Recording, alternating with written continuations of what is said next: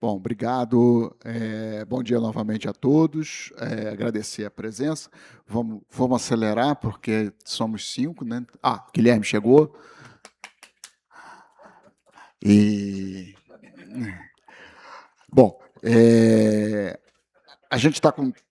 Vamos fazer 3 rodadas aqui rápidas de perguntas, né? E os panelistas vão colocando. A primeira, a gente vai falar sobre elaboração de projetos, né? A gente falou aqui, Guilherme colocou, já foi falado, que a gente evoluiu muito, muito mesmo nessa parte. Inclusive, quando eu comecei a cobrir a infraestrutura, todo mundo só falava disso. Não tem projeto, projeto é ruim, dá errado porque não tem projeto. Hoje a gente já não ouve isso. A gente ouve, tem projeto, tem que melhorar, mas está lá. Então, eu queria que vocês pudessem, com a experiência de cada um de vocês aqui, e cada um tem uma experiência muito vasta e diferente, falar um pouco sobre quais são as características que a gente precisa ter para os formadores, para os tomadores de decisão e para os elaboradores de projeto, ter para que esse projeto seja bem sucedido, tanto na parte de qualidade, né, e na melhoria do transporte, né? Não adianta também o projeto ser bem executado se ele não resolve um problema de quem transporta. E vamos fazer em linha aqui para facilitar, e aí, como comentei com vocês, fiquem muito à vontade para comentar as respostas, para fazer um debate aqui bem dinâmico, se tiverem uma posição sobre cada um, por favor. Bom dia. Tá. Bom dia a todas, bom dia a todos. Começando aqui, né, em linha, agradecer ao Dime Amora e à Agência Infra por essa parceria com a Infra SA e cumprimentar nossos colegas aqui de painel. Bom, eu queria, antes de falar, né, dessa questão das características de bons projetos, dar um passinho atrás, na minha visão, até pegando o gancho que o Rony falou, assim, que essa coisa de planejamento, né, ele via como uma coisa chata e tudo mais. Eu sou originária da carreira do Ministério do Planejamento. Então, convivi com isso desde o início da minha carreira, sou economista e tudo, e vi, né, dentro da visão do planejamento, o crescimento, né, e a importância de se planejar. Isso conecta com os países desenvolvidos, né? Não tem nenhum país desenvolvido no mundo que não faz um planejamento e cumpre, né? Não só fazer e cumprir também. Eu acho que o Vinod falou aqui muito bem, fez essa retrospectiva, né, de vários planos ao longo aí das últimas décadas, e esses planos ficavam como uma coisa que não vai ser cumprida. E, na minha avaliação, né, como uma pessoa da área, é um pouco da gente ter uma política pública realmente que se conecte com esses planejamentos. Então, o PNL, como um plano nacional de logística para 2050, ele teve uma grande felicidade, que não foi abordada aqui até agora, mas eu não quero deixar de registrar, que é a conexão com a Estratégia Brasil 2050 também, que é do meu Ministério do Planejamento, que está conduzindo e está trabalhando junto, né, com o Ministério dos Transportes, para que esteja integrado esse plano maior de Estratégia Brasil à questão da infraestrutura nacional. Então, acho isso fundamental e muito valioso, né? Isso agrega valor, e ainda temos também no Congresso Nacional um projeto de lei da reforma administrativa que identificou uma questão muito importante para que as políticas públicas, que é o nosso norte, né, não só de Estado, mas para todos os governos, que elas sejam perenes, que a política pública ela também ela nasça de dados, que ela possa ser comprovada a necessidade de estabelecer uma política pública. Isso vai ser um grande desafio para todos, né, assim, que for levado a debate, que tenha realmente essa reforma administrativa, que, no meu entender, é muito importante para trazer eficiência para o Estado, porque muitas vezes se faz um trabalho de tanta relevância, mas, de acordo com quem está sentado na cadeira de um determinado órgão, se muda, se traz outros elementos. Eu acho que a gente tem que assegurar que essa política pública ela seja perene. Eu acho que isso é fundamental. Então, eu queria falar um pouco sobre a minha visão da importância de ter um PNL, né, que foi feito com essas bases de dados através, né, de dados confiáveis, com essa visão de corredor. E, como foi falado aqui também, trabalhei na NTT, né, Guilherme, e uma das questões que a gente tinha no nosso planejamento estratégico como indicador, que a gente tinha dificuldade de cumprir, era a intermodalidade. Isso era uma coisa que nunca a gente conseguia avançar, né, por diversas questões que permeiam essa política pública, que tem que ter esse olhar de integração dos diversos modais e fazer com que realmente isso aconteça, né, destrave os investimentos através dessa intermodalidade.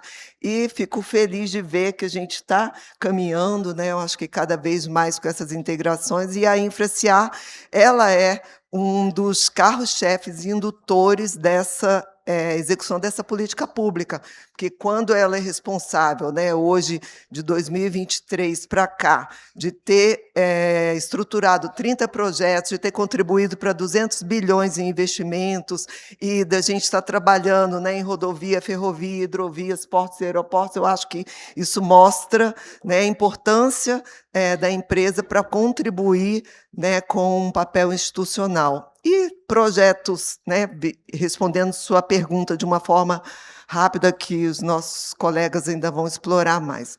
Mas, na minha avaliação, como economista também, o investidor só vai querer colocar dinheiro em projeto se for um projeto bem estruturado, se for um projeto que dê retorno. E, além disso, isso pode ser óbvio, mas eu queria agregar uma coisa que o Tribunal de Contas sempre nos traz para prezar em qualquer modelo de negócio, que é a integridade. Gente, investidor não vai querer colocar seu dinheiro, né, o conselho de administração de uma empresa, de um fundo, não vai querer colocar dinheiro num projeto que ele não acredita que está por trás órgãos, né, íntegros, que tenham integridade, que tenham transparência. Eu acho que isso também a gente tem que ressaltar, né, que o Ministério dos Transportes coordenou isso muito bem através do ministro Renan, do nosso ministro George, trazendo a pauta da transparência e da integridade, levantando, né, para esse sarrafo, para que todos os órgãos vinculados e o Ministério pudessem estar num patamar de excelência hoje. Se a gente pegar a fotografia de 2023 e pegar de hoje, a InfraSA, por exemplo, é a terceira empresa mais transparente do Brasil. Tem o selo Diamante por 2 anos consecutivos pelo TCU, né? A gente tem ganhado diversas premiações, a exemplo da nossa irmã NTT também, que eu acho que isso demonstra um movimento de confiança, e eu acho que essa palavra foi dita aqui nessa mesa de abertura pelo nosso professor, inclusive da Dom Cabral, que o setor de infraestrutura saia das páginas policiais e venha para as páginas de economia, e é isso que a gente está conseguindo, trazendo confiança, trazendo credibilidade, através de demonstrar também, né, através desse posicionamento do setor de transporte dentro da economia brasileira. Então, acho que, para atrair investimentos, respondendo sua pergunta, Jim, eu acho que um fator, um pilar fundamental é a confiança. E a confiança em projetos bem estruturados, com dados confiáveis, através do nosso observatório, que contribui imensamente, né, em todo o setor de infraestrutura, né, para a academia, para as organizações, enfim. Ele é acessado por 50 países no mundo, né, para mostrar a relevância do observatório, e essa confiança faz com que o Brasil hoje esteja, como disse o nosso consultor anteriormente, entre os países da América Latina que mais têm entregue projetos nessa área de infraestrutura. Eu acho que só se investe quando se confia. Então, acho que são minhas contribuições preliminares. Obrigada. Obrigado, Elizabeth.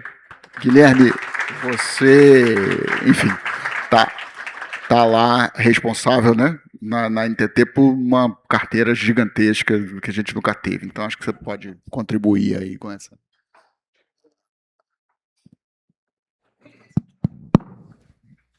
Ainda bem que é projeto de infraestrutura, né? Tecnologia é minha especialidade, né? Mas a Beth trouxe muito, realmente, um pouco desse ciclo. O primeiro é a qualidade da política pública estabelecida. E foi até sua abordagem no início do painel de como onde quer chegar. Então, hoje, ao contrário do passado, nós não tínhamos algo tão organizado, estruturado de planejamento e olhar de Estado. Seja de projetos de infraestrutura, seja de olhar realmente do ciclo de investimentos e outras perspectivas que existam do olhar do governo, e perpasse vários governos, por isso essa questão de Estado. Um outro ponto é realmente a gente conseguir aprender com os equívocos e erros do passado. Não erros intencionais, são erros desse processo de amadurecimento e maturação do programa de concessão. Nós fazemos este ano 30 anos desse movimento de reforma do Estado e de passar para as agências reguladoras e para o privado serviços públicos essenciais. Então eu vejo que o Brasil, que começou a pegar inspirações de vários países, hoje ele atinge um projeto e um processo de qualidade tipo exportação. Hoje o Brasil é reconhecido pela qualidade disso. Então, quando a gente teve aquele período desafiador de 2010, 2012, 2014, de vários fatores, onde cita-se essa questão de páginas policiais e outras questões, isso é um passado que realmente a gente olha no retrovisor e nos permite chegar onde nós estamos. Mas, primeiro, a qualidade dos projetos. Os projetos hoje estão de excelência. Você tem projetos que você verifica a necessidade, verifica a demanda, verifica o estudo, e é o papel que a infra tem feito. Então, hoje a infra já, ela não faz mais projetos só para o governo federal, não só de transportes terrestres, ela vende para os estados. Ela tem replicado isso para outros atores, então isso é muito relevante. O segundo ponto é justamente a qualidade da matriz de riscos, que era um ponto que todo mundo havia uma crítica com relação a esses aspectos, da qualidade do compartilhamento que tinha entre o privado e o público, de você passar totalmente a responsabilidade e o risco para o concessionário. Então, essa delimitação mais ativa, a qualidade, permite você ter uma perspectiva melhor, com compartilhamento de risco de demanda, risco de variação geológica, geotécnica, variação de insumo, variação cambial, que justamente permitiu nós passarmos os últimos anos de crise, seja de pandemia, seja de guerras regionais, que replicou internacionalmente para a gente poder avançar. Perspectivas também específicas do risco do projeto de acordo com o valor econômico, isso é um ponto também, de acordo com o risco existente. A própria mudança de visão de você não ter mais cobrança de outorga no governo federal, isso é muito relevante, Jimmy, porque você acaba que você não onera o usuário, seja ele pessoa física ou pessoa jurídica, os veículos, e depois disso a capacidade de gestão e de regulação. Isso daí, sem soma de dúvidas, seja que a NTT ou Vejantac e outras agências, você tem uma capacidade de gerir o contrato e ter uma relação de longo prazo sustentável. A gente fala muito de sustentabilidade ambiental, mas não vai existir sustentabilidade ambiental se não existir sustentabilidade econômica e financeira. Nenhum investidor, sem demagogia, ele vai aplicar R$0 se o contrato dele não for rentável.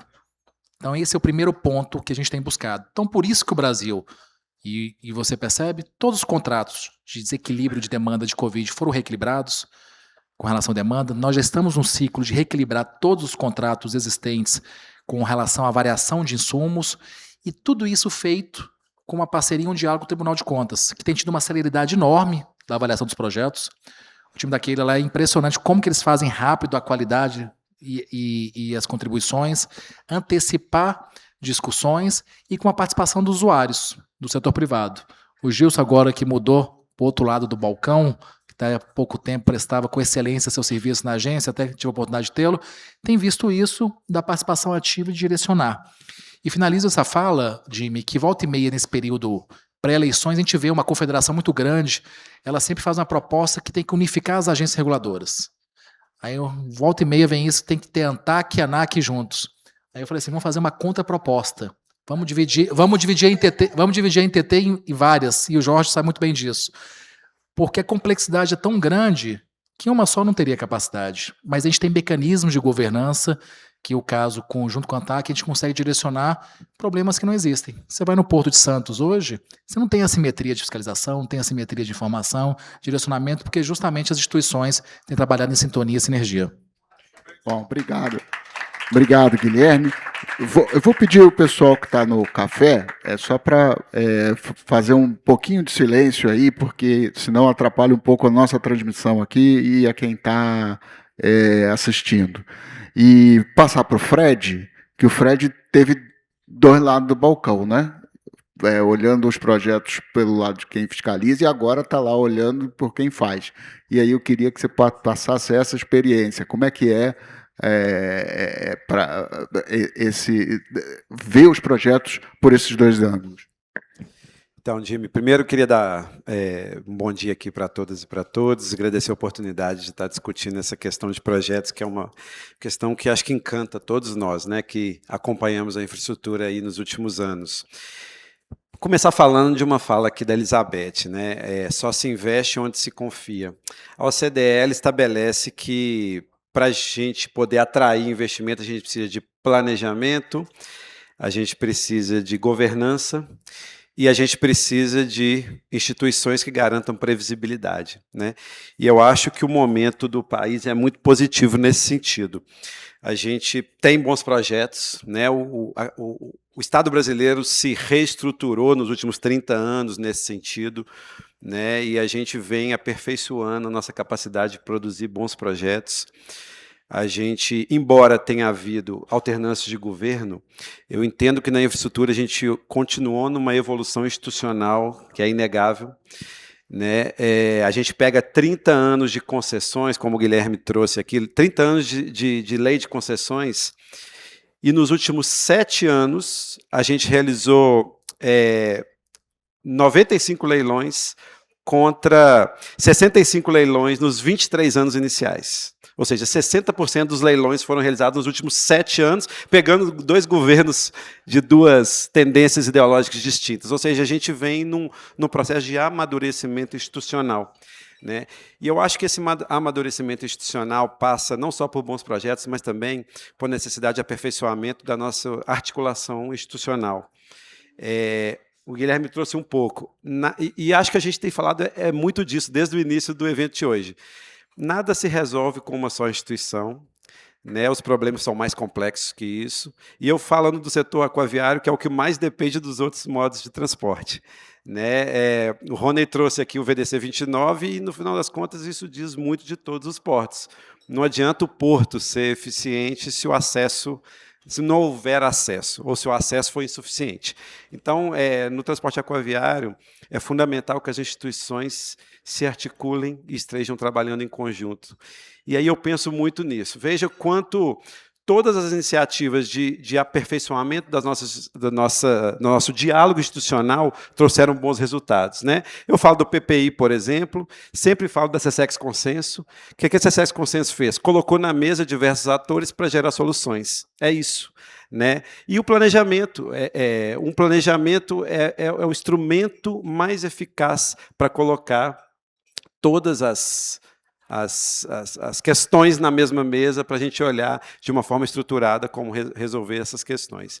E aí, tratando do planejamento, realmente o PNL 2050 tem trazido muito bons frutos e boas surpresas, assim, da forma de olhar diferente. Aí, Gabriela, parabéns mais uma vez, eu já te falei disso. A gente passou a focar o problema e não o projeto, né? Qual problema a gente precisa enfrentar?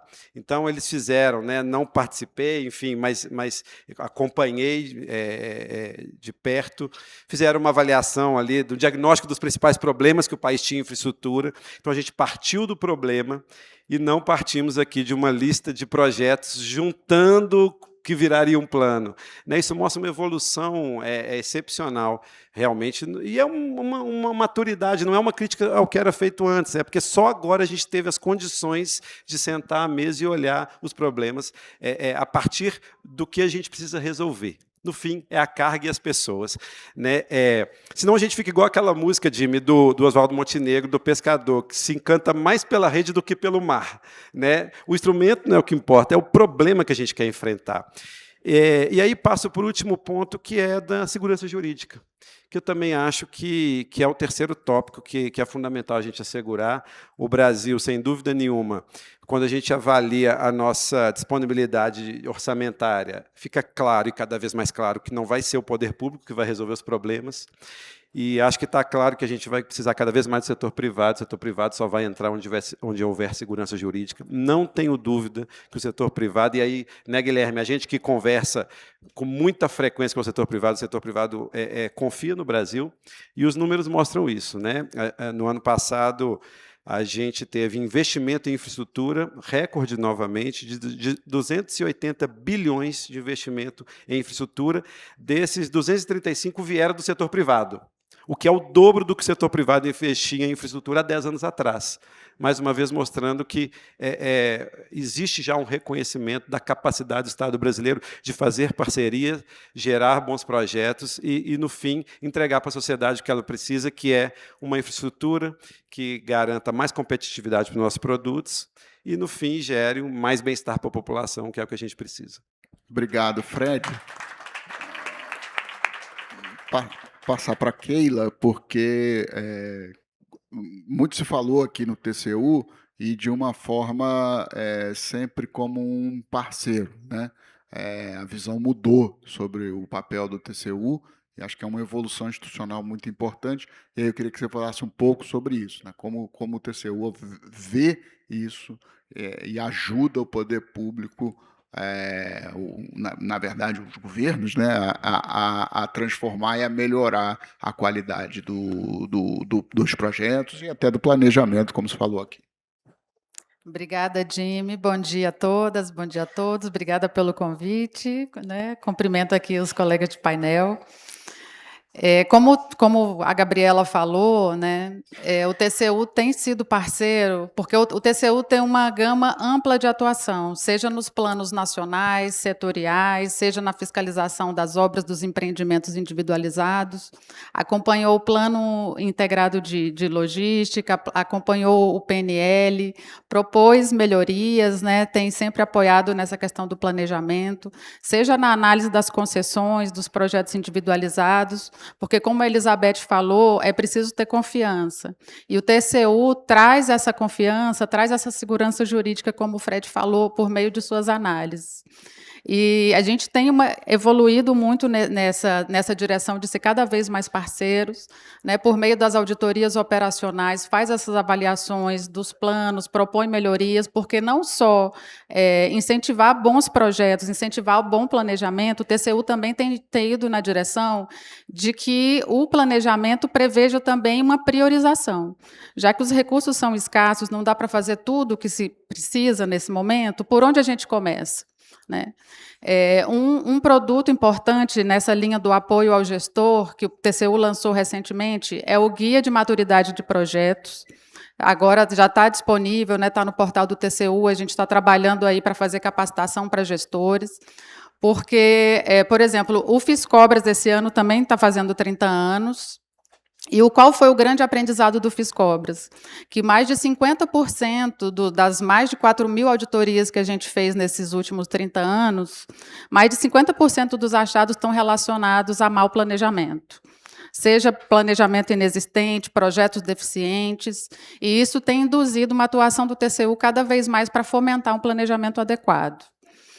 Por exemplo, o indicador de maturidade, ele foi inspirado naquele modelo de 5 dimensões, que o PPI traduziu, o Five Case Model para o Brasil, que envolve 5 dimensões, né? A dimensão estratégica, primeiro perguntar, esse empreendimento, ele é necessário? Ele faz sentido? Ele está alinhado ao plano municipal, estadual, federal? A dimensão econômica, qual é o custo-benefício, o que a sociedade ganha com esse empreendimento? A dimensão financeira, que é um fator importante também, tem recurso disponível para executar esse empreendimento, como que ele se enquadra no bojo de todo esse planejamento financeiro? A dimensão comercial, né? Qual é a melhor forma de executar esse empreendimento? É uma licitação? É uma concessão? Né? E, principalmente, também a dimensão gerencial. né, tem as condições, tem o pessoal capacitado para poder fazer com que aquele empreendimento inicie e seja concluído? E, a partir daí, o TCU pegou essas 5 dimensões, criou esse indicador. Dentro do ciclo de fiscalização de obras, tem implementado essa avaliação, mesmo durante a construção desses indicadores, já estava implementando. Eu vou trazer 2 exemplos aqui do último ciclo, né? É uma obra da 230 lá na Paraíba. É uma obra que o projeto o contrato é de 2017, o projeto básico foi feito lá em 2020, mas o projeto foi aprovado sem avaliar as interferências locais que até hoje afetam a qualidade da obra. Até hoje, 2026, a gente ainda está falando de problemas de licenciamento ambiental, a falta de recursos financeiros, então uma série de aspectos que hoje estão atrapalhando uma obra que já era para estar pronta 5 anos atrás, não foram avaliados durante o planejamento. Então, o que a gente percebe é que os problemas hoje enfrentados, eles começam antes da obra começar, e eles deveriam ter sido superados lá na fase inicial do planejamento.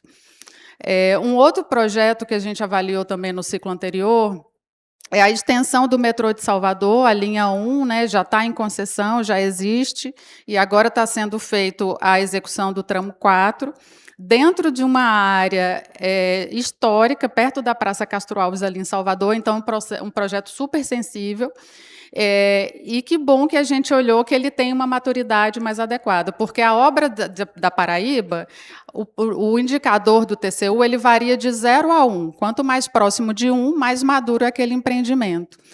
A obra da Paraíba, o indicador não chegou a 0,1, foi 0,08. Então, baixíssima maturidade. Então, o indicador, hoje ele não é utilizado para apontar achados, para punir gestor, mas para indicar riscos, né, e oportunidades de melhoria, principalmente, porque o TCU quer contribuir com a conclusão daquele empreendimento. E lá, no caso de Salvador, há essa concessão em andamento, então iniciou-se pensando, quais alternativas poderiam suprir essa demanda? Poderia ser ônibus? Poderia ser BRT? Poderia ser um VLT? Teria uma outra solução que fosse menos invasiva? E aí chegou-se à conclusão, diante de todos os estudos, que a melhor opção realmente seria o metrô, um túnel, né, afundado. E, a partir dessa solução, aí foi se estudar a questão comercial e qual que é a melhor forma de executar esse empreendimento. É um aditivo dentro da concessão? Seria uma possibilidade? E aí, fazendo todas as análises, entenderam que a melhor era fazer uma licitação daquela obra, com recursos federais. E aí foi se estudando vários aspectos, os aspectos socioambientais, a interferência na cidade. E o TCU, fazendo esse indicador, ele analisa 46 ações dentro dessas 5 dimensões, e esse caso do metrô de Salvador, que está em fase inicial ainda, ele está com a maturidade de 0,75, já bem mais próxima do que é esperado dos empreendimentos de infraestrutura. Então, nessa linha do apoio, a gente tem contribuído com esse indicador para que os próprios gestores, durante a fase de planejamento, apliquem esse indicador, porque o indicador vai mostrar para ele quais são os riscos daquele empreendimento. Aquele empreendimento tem risco de paralisar ou de ficar se arrastando por décadas?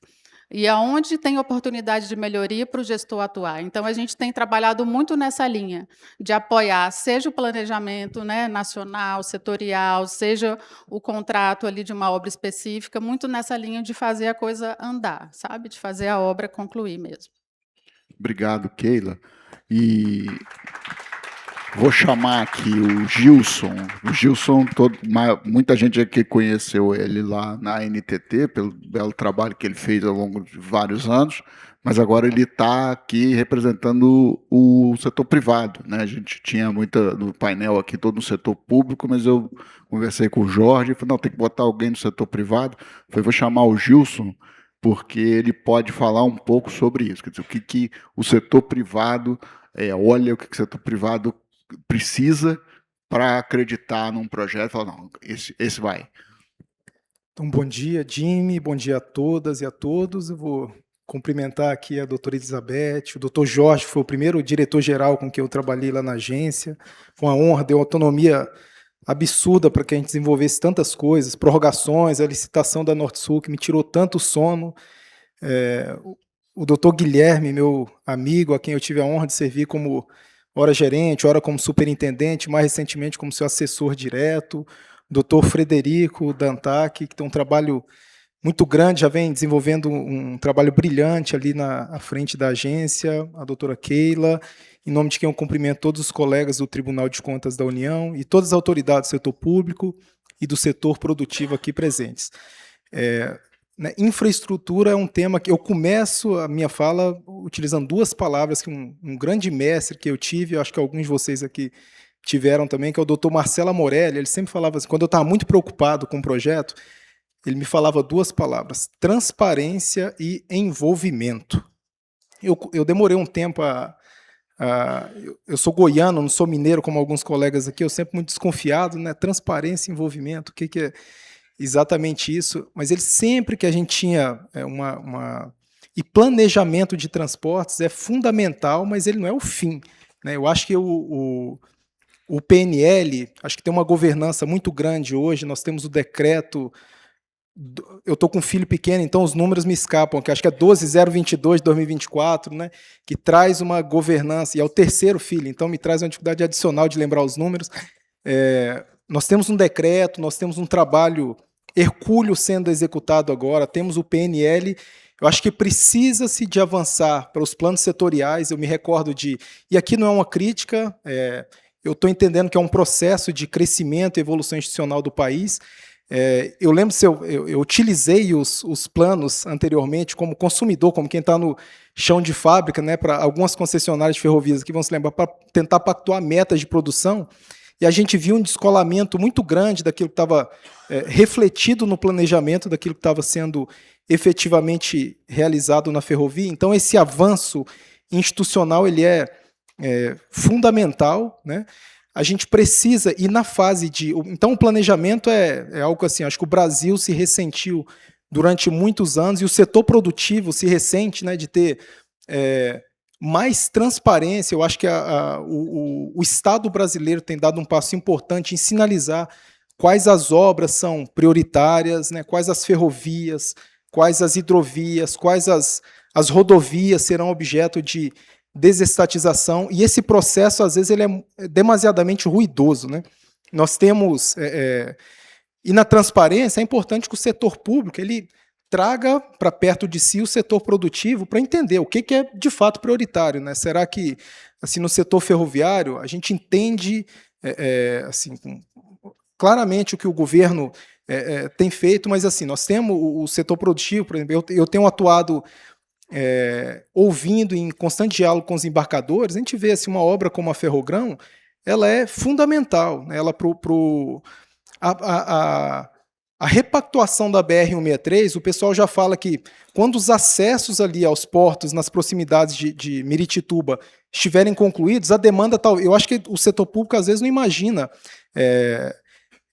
esse ponto, mas o pessoal fala que a demanda às vezes salta 50%, já se faz quase 15 milhões de toneladas ali hoje, e talvez de um dia para o outro, né, com a infraestrutura chegando, a gente consiga dar essa magnitude de salto. E para isso, eu acho que é fundamental você ter, primeiro, transparência, né, previsibilidade para que o investidor, o embarcador, ele saiba onde que ele vai posicionar seu investimento.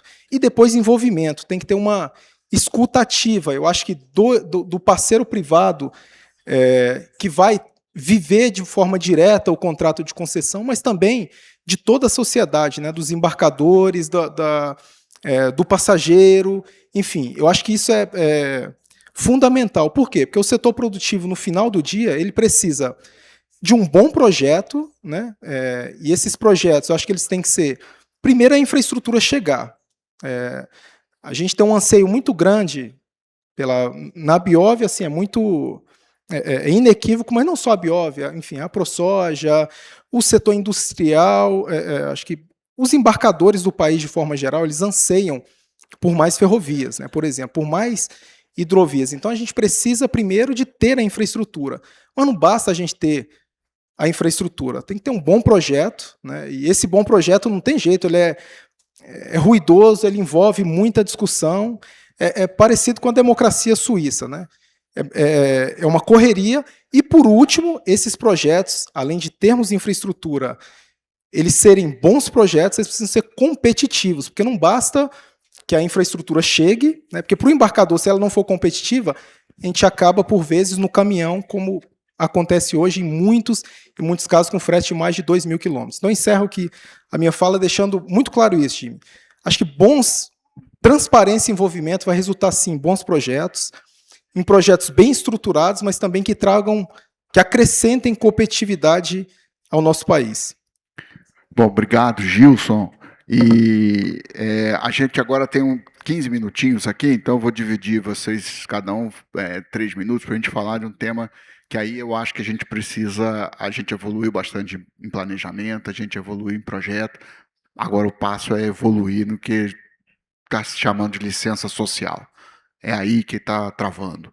E aí eu queria que vocês pudessem falar um pouco sobre isso. O que a gente já aprendeu, né, cada um de vocês, com a experiência de cada um de vocês, para que a gente possa trabalhar para que esses aprendizados consigam fazer com que a gente consiga essas licenças sociais de forma mais rápida, mais eficiente, e elas efetivamente não travem as outras coisas, né? Não adianta nada você planejar, nós vamos fazer uma obra de ferrovia em 5 anos, e aí essa obra demorar 10, e aí você prejudicou todo o resto do planejamento.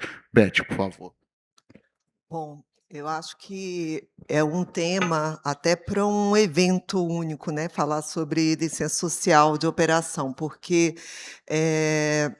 a licença social, diferente da licença ambiental, ela é uma licença que pressupõe credibilidade para poder conseguir. E, com isso, demanda muito diálogo, né? Muito diálogo. Eu acho que também dentro de um processo histórico de regulação, vamos assim dizer, a gente evoluiu com a obrigatoriedade de fazer consulta pública, de participação social, e audiências, né, e que foi, inclusive, muito usada para a construção do PNL. E em todos os projetos, né, que são feitos, estruturados, tem esse princípio. Mas a licença social ele vai além dessa participação social formal, vamos assim dizer. Ela pressupõe que a sociedade entenda que aquele empreendimento é importante. Para isso, né, a gente tem que realmente poder construir essa base sólida de confiança, que a gente volta de novo a falar um pouco sobre isso, e sobre transparência também, que o Gilson trouxe.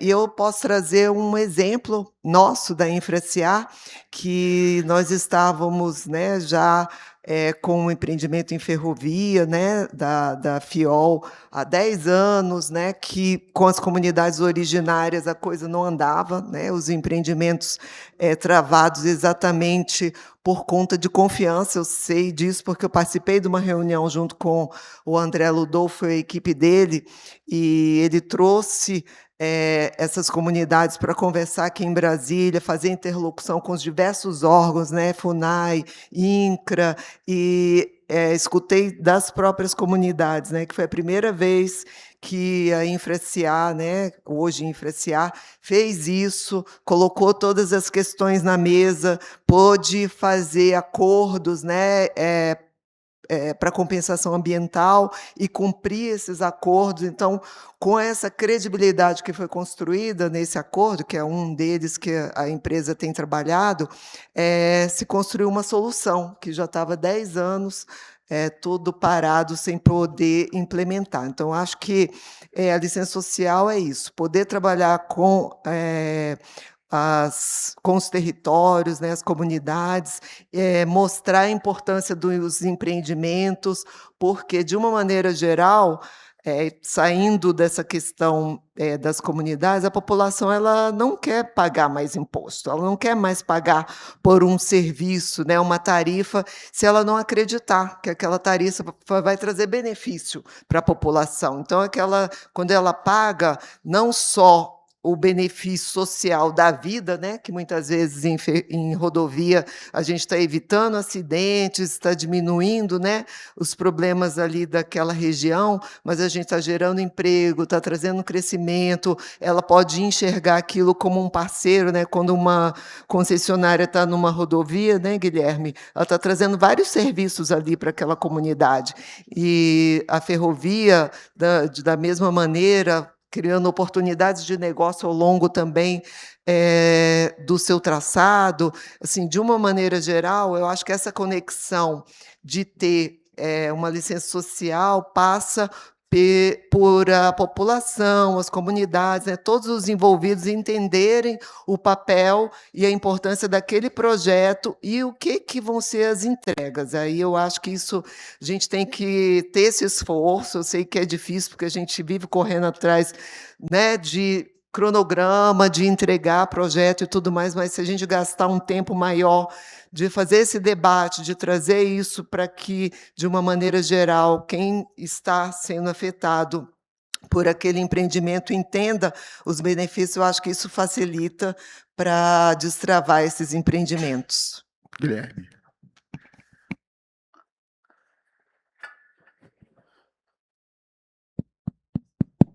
Jimmy, acaba que não é um requisito formal ou legal, mas ele é imprescindível para o sucesso dos projetos. E o que a Elizabeth trouxe é justamente que aquele forma que tem de audiência pública, etc., que fazia no passado, ele já não é por si só suficiente para você ter a validação daquilo que está sendo implementado. Você pode ter o melhor projeto do ponto de vista teórico, mas que não, se ele não for aderente às necessidades daquela região, daquela comunidade, daqueles usuários, ele não vai se efetivar.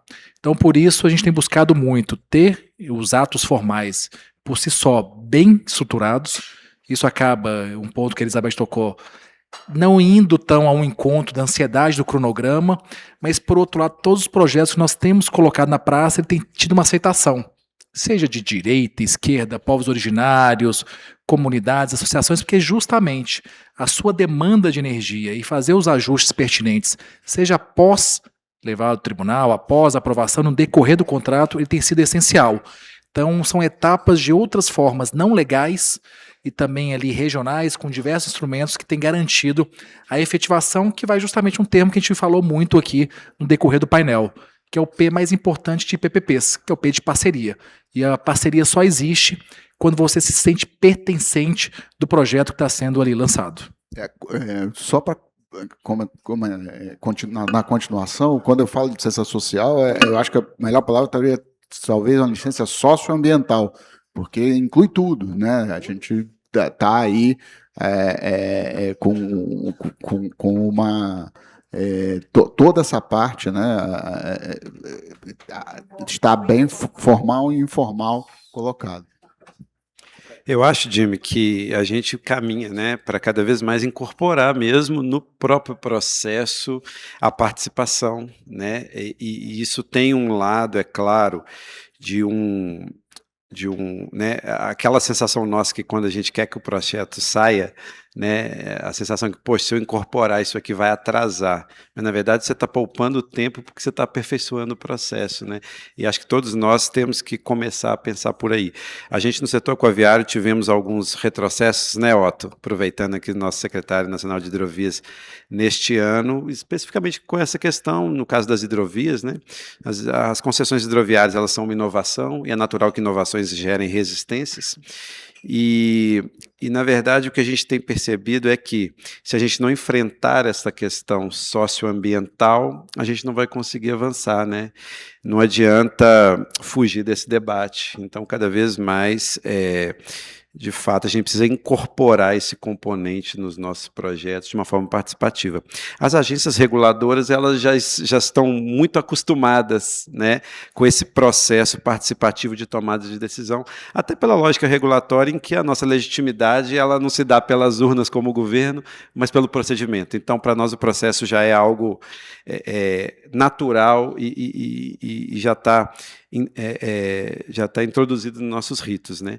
Mas eu acho que, de fato, a gente precisa trazer a população, porque é a oportunidade de levar para a população, receber insights para melhorar o projeto, mas levar para a população o quanto ela pode ganhar. No caso das hidrovias, a gente tem tido grandes problemas de fato de comunicação. Né? A população ainda não percebe os benefícios que ela pode ter. Né? A população que experimenta uma concessão rodoviária, ela já sabe dos benefícios que ela tem, acho que a Elizabeth trouxe um pouco disso. As próprias as concessionárias de rodovias, elas trazem os números de quantas pessoas vão para a beira da rodovia para ter um filho, porque ali ela rapidamente vai ser deslocada para o hospital. Né? A população ainda não compreende dessa forma as concessões hidroviárias, porque é uma inovação e porque, de fato, a gente precisa aperfeiçoar a comunicação e aí trabalhar isso de uma forma mais participativa é a oportunidade que a gente, como poder público, tem de levar para a população que, por exemplo, a população não vai pagar, né, quem paga são as grandes cargas, né, e que, no fim, a gente não está retificando rios, a gente está, na verdade, a gente não está privatizando rios, a gente está concedendo para um privado fazer de uma forma mais eficiente a gestão dos serviços prestados para viabilizar a navegação de uma forma mais segura e mais sustentável, no fim das contas. Keila, tem até, tivemos juntos lá no painel que vocês apresentaram, justamente falando sobre comunicação e transparência, né, para as concessões. Acho que você pode falar um pouquinho disso. Isso, Jimmy. Está funcionando? O TCU já prevê painéis de referência, né? Nos últimos anos, esses painéis de referência eles são abertos no TCU para né, prever a participação de toda a sociedade de forma ampla, mas nessa última gestão, na presidência do presidente Vital, especificamente, ele colocou o lema de Tribunal Cidadão. Então, a gente está com um olhar muito apurado para essa participação cidadã. Então, mesmo nos trabalhos que não era previsto painel de referência, a gente tem feito. Por exemplo, em concessões, o caso do TECOM 10, né, foi uma tarde inteira, foi praticamente uma audiência pública, ouvindo todos os interessados ali para poder contribuir com o projeto. Essa questão também não só de escutar, mas também de induzir a transparência com o caso das concessões, né, fazer com que a NTT e as concessionárias disponibilizem informações que sejam fáceis de assimilar por qualquer cidadão. E a gente também tem induzido, né, no caso das hidrovias, regulamentação da OIT 169. Nesse ponto, eu quero até aproveitar e falar para vocês o seguinte, eu falei que o Fiscobras está fazendo 30 anos, e esse ano a gente vai fazer um seminário para discutir obras de forma ampla, não só contrato de obra pública, mas também PPPs e concessões. A gente vai realizar no Instituto do Tribunal, Instituto Cerzedelo Corrêa, dias 15 e 16 de setembro. Aproveito para convidar todos vocês.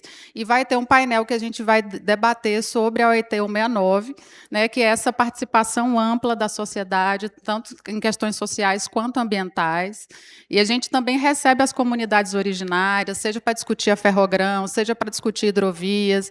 A gente tem tido cada vez mais essa proximidade com o cidadão. E isso é essencial, né? Como o Guilherme falou, o Fred também comentou, não adianta deixar isso para etapas posteriores, porque não vai avançar a licitação, né? Vai ser um imbróglio, vai ser um impedimento ao avanço daquele empreendimento. Então, quanto mais for preventivo, né, proativo nas etapas anteriores, tem mais condição do empreendimento avançar, né, no seu ritmo planejado. Gilson.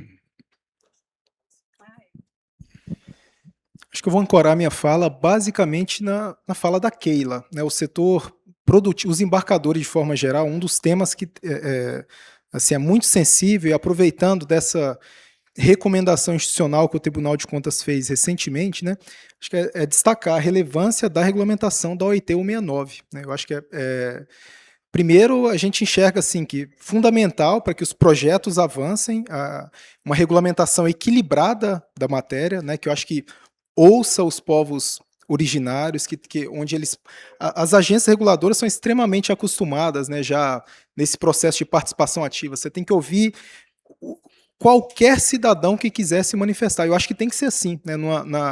Na regulamentação da OIT 169 tem que ser exatamente assim. Agora, a decisão, o processo de tomada de decisão, ele tem que ser harmônico e considerar os interesses de todos os interessados, né? das comunidades lindeiras, que assim, é bastante latente nas hidrovias, nas ferrovias, nas rodovias, dos empreendedores que vão colocar capital, dos embarcadores, e a gente, acho que é um tema assim que ele demanda uma regulamentação célere por parte do poder público. Acho que concessionários, embarcadores e a sociedade brasileira, de forma geral, ela não pode ficar aguardando mais esse tema se estender no tempo sem que se tenha um tratamento efetivo, né? E nós já temos muitas experiências no Estado brasileiro, onde cada um dos cidadãos eles têm voz nesse processo, eles não têm poder de veto, eles não têm que ter... Nós estávamos, né, Edeon, recentemente discutindo, ontem mesmo discutindo esse tema com a CNA, com a própria participação do Ministério dos Transportes, do Ministério dos Portos. Então é fazer só esse destaque. Eu acho que é ser muito pontual, muito vocal e deixar assim, esse entendimento que o Estado brasileiro, ele, para que se continue a ter uma carteira como a que nós temos já, e tanto investimento assim, a gente precisa de enfrentar esse tema. Bom, eu gostei de uma palavra do Rony, inclusive ele já está nomeado para ser o futuro editor-chefe da Agência Infra. Então, vamos uma palavra para cada um, para a gente finalizar aqui. Tá vendo? Eu gostei também. Eu acho que a palavra, linkando com o que a gente conversou agora, é sustentabilidade. Que ela não seja uma palavra e nem uma matéria mais a ser apartada do nosso dia a dia, que ela incorpore em tudo que a gente for fazer, né? Em todos os aspectos da sustentabilidade, eu acho que é fundamental. É uma palavra só, Jimmy? Uma palavra mesmo, já. Tá, eu vou falar uma frase bem rápida, assim, é o que a gente fala muito na agência. Infraestrutura feita de pessoas e para pessoas. Jimmy, dada a complexidade dos tempos atuais e do setor aquaviário especificamente, eu aposto muito na articulação institucional, diálogo institucional, para resolver os nossos problemas. A minha palavra é estratégia. Então, qualquer empreendimento, qualquer plano tem que ser pensado de forma estratégica, né? Pensando em prioridades, pensando por onde começar, pensando em otimização de recursos, pensando no planejamento adequado. Então, eu acho que se a gente mirar, né, de forma estratégica o setor de infraestrutura, eu acho que a gente avança e chega lá. Para falar da palavra, eu vou aproveitar o momento para fazer um pequeno jabá aqui, né? A gente está organizando, enfim, a Biov, a NUT, uma série de outras associações. Nós estamos organizando um evento que vai acontecer no dia 12 de agosto, então eu convido a todos os senhores. O evento se chamará Agenda 2030, Infraestrutura para um Brasil Competitivo. Então a palavra que eu utilizo aqui é competitividade.